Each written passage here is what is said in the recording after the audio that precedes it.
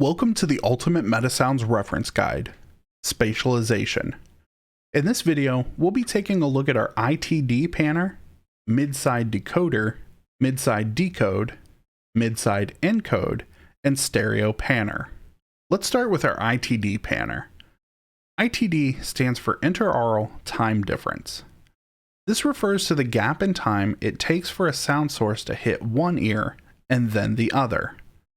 While this gap in time is so small that it's not perceivable on a conscious level, our brains are able to use this information to determine the location of a sound source. Aside from a mono input, we have three input values that can be adjusted. The first input is our angle. When looking at the tooltip, we're informed that 90 degrees is in front of you, 180 degrees is to our left, 270 degrees is behind, and 0 degrees is to the right.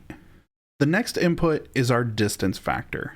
This is a value between 0 and 1, with 0 being very close and 1 being far away. This helps determine the ILD value, or interaural level difference, since sound loses amplitude as it travels based on the inverse square law.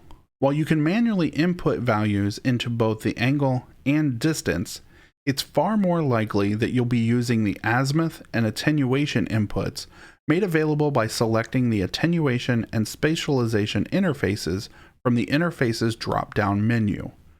For more information on the input nodes, make sure to check out the Ultimate MetaSounds Reference Guide video for Inputs and Outputs, Part 2.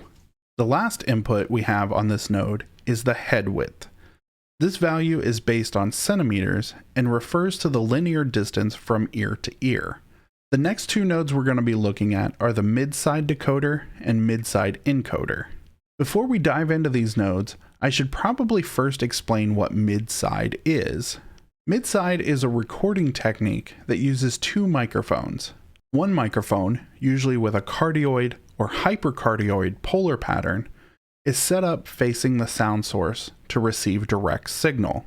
The second microphone, which is a figure 8 polar pattern, is then set up as close as possible to the first microphone, but rotated 90 degrees off axis from the sound source to record spatial ambience and reverb.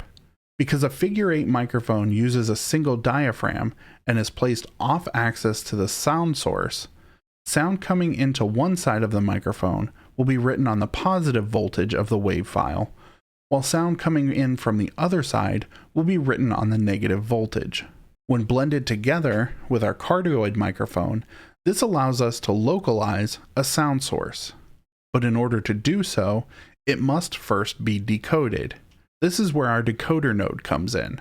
We have separate audio inputs for our mid and side audio signals to be decoded. The next input we have is our spread amount. This input accepts values between 0 and 1, with 0 being no spread and 1 being full spread. For those of you coming from the visual side of development, think of this as your field of view, except with ears.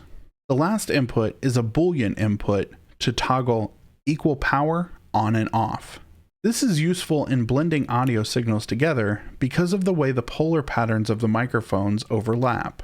Sound that falls within this overlapping area will be recorded by both microphones and can create constructive waves that will make the perceived audio louder than it actually is.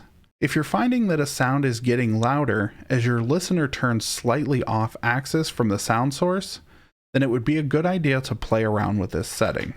As for the mid-side encoder, this node works in the same manner with the same settings. The only difference is that instead of going from a mid-side recording to a stereo signal, we can take a stereo signal and convert it into a mid-side signal. The last node that we're going to talk about in this video is our stereo panner. This node simply takes a mono audio signal and allows you to pan that signal between the left and right speakers, effectively turning it into a stereo signal for a bit of localization. Aside from our audio input, you'll find two more inputs, pan amount and panning law. The pan amount accepts an input from -1 to +1. Having a value of 0 here means that the signal will be output to both the left and right channels equally.